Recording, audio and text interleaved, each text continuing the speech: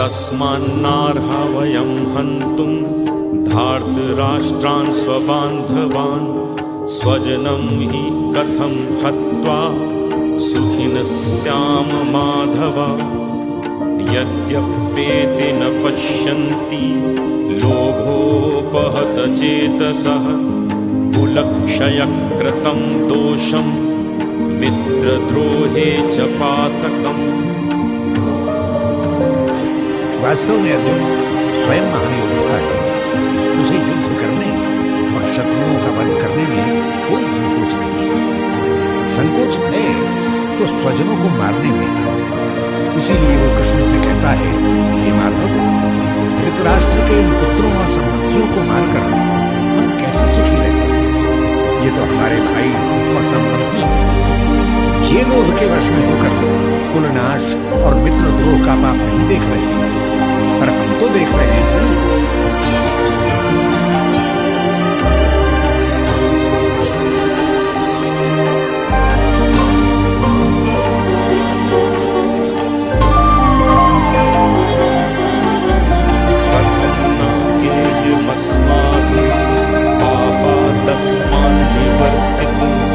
कुलक्षयकृतं दोषं पश्यद्भिर्जनार्दन कुलक्षये प्रणश्यन्ति कुलधर्माः सनातनाः।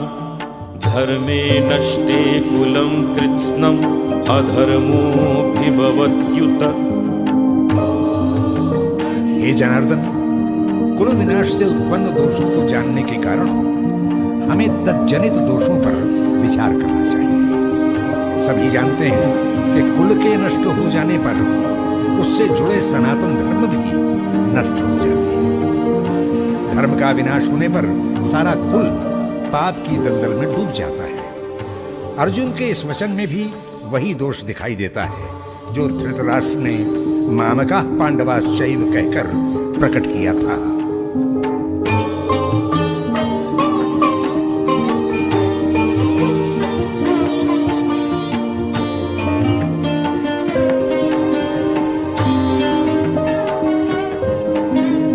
अधर्माभिभवात् कृष्ण प्रदुष्यन्ति कुलस्त्रियः स्त्रीषु दुष्टासु वाषणेय जायते वर्णसंकरः।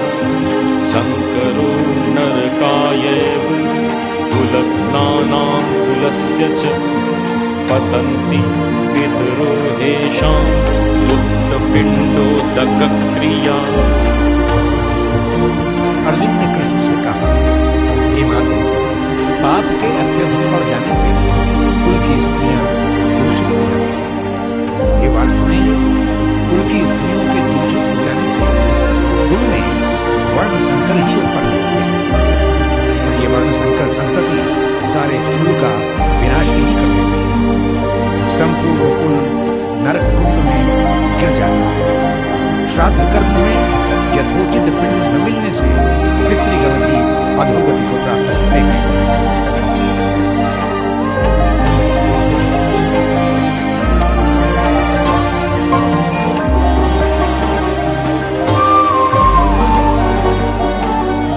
दोषैरेतैः कुलघ्नानां वर्णसंकरकारकैः उत्सादयन्ते जातिधर्मा कुलधर्माश्च शाश्वताः। उत्सन्नकुलधर्माणां मनुष्याणां जनार्दन नरके नियतं वासो भवतीत्यनुशुश्रुमा। अर्जुन बहुश्रुत विद्वान की भांति बोले जा रहा है, हे मधुसूदन, वर्ण संकर कुल और कुल धर्म का तो विनाश करते ही हैं, संपूर्ण जाति का भी नाश कर देते हैं। हे जनार्दन, जिस जाति से कुल धर्म नष्ट हो जाते हैं उस जाति के सभी मनुष्य अनंत काल तक नरक के दुख और पीड़ाओं का भोग करते हैं। हमारे पूर्वज ऐसा ही कहते रहे हैं, हमने यही सुना है।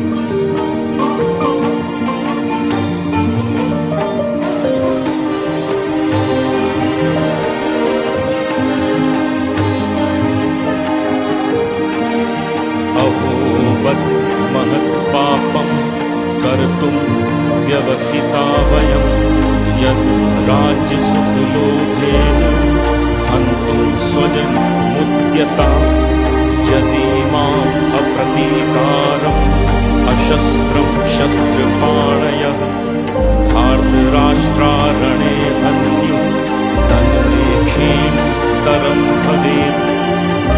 संजय उवाच एवं उक्त्वार्जुनः सङ्ख्ये रथोपस्थुपाविशत् विसृज्य सशिरं चापं शोकसंविघ्नमानसाः। एवं उक्त्वार्जुनः सङ्ख्ये रथोपस्थुपाविशत् विसृज्य सशिरं चापं शोकसंविघ्नमानसाः। हे माधव, ये कितनी खेद की बात है कि हम सब कुछ जानते हुए भी महापाप करने के लिए उद्यत हो गए। केवल राज्य सुख के लालच में आकर अपने ही बंधुओं को मारने के लिए आज हम तैयार हैं। यदि ये शस्त्रधारी धृतराष्ट्र के पुत्र युद्ध में मुझे मार भी दे और उस समय मैं निहत्था यदि उनके युद्ध का न तो प्रतिकार करूं न अस्त्र धारण करूं, तो भी मुझे कल्याण ही प्राप्त होगा।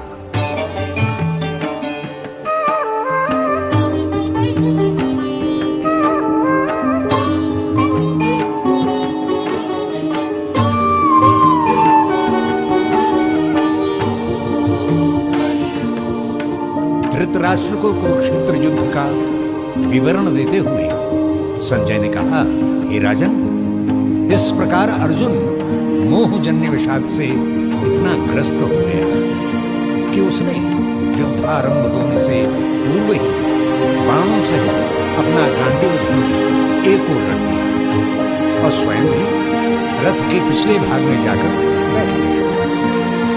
शोक से उसका मन अत्यंत उद्विग्न हो रहा था। एक प्रकार से उसने मौन घोषणा कर दी थी कि वो युद्ध नहीं करेगा।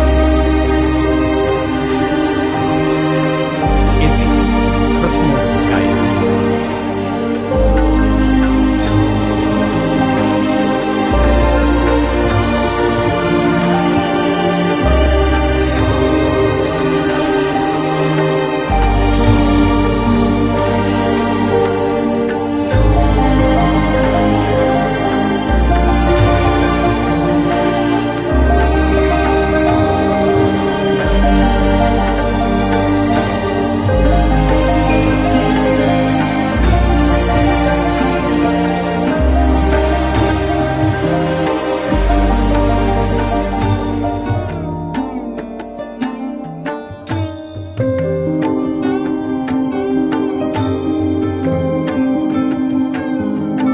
अर्जुन ने अपने गुरुजनों, संबंधियों और मित्रों को युद्ध के लिए तत्पर देखा तो ग्लानि ने मानो उसे अंधेरे गहरे सागर में डुबो दिया।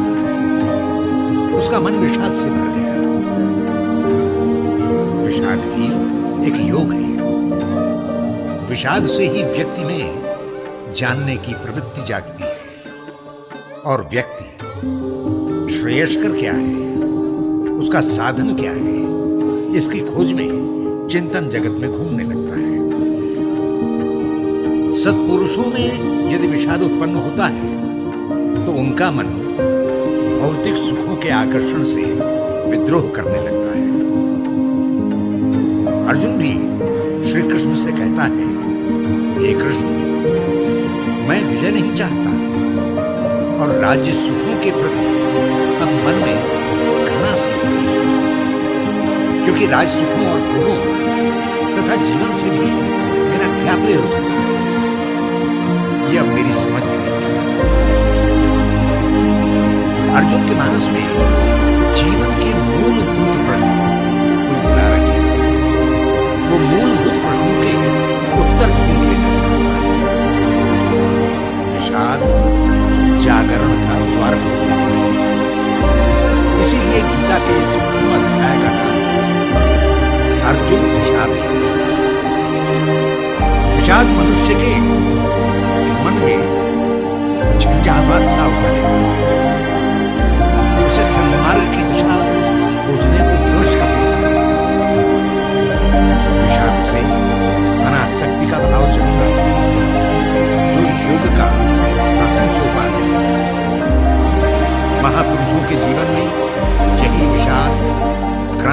उत्पन्न कर देता है और उनका जीवन कुछ से कुछ हो जाता है। विषाद है क्या?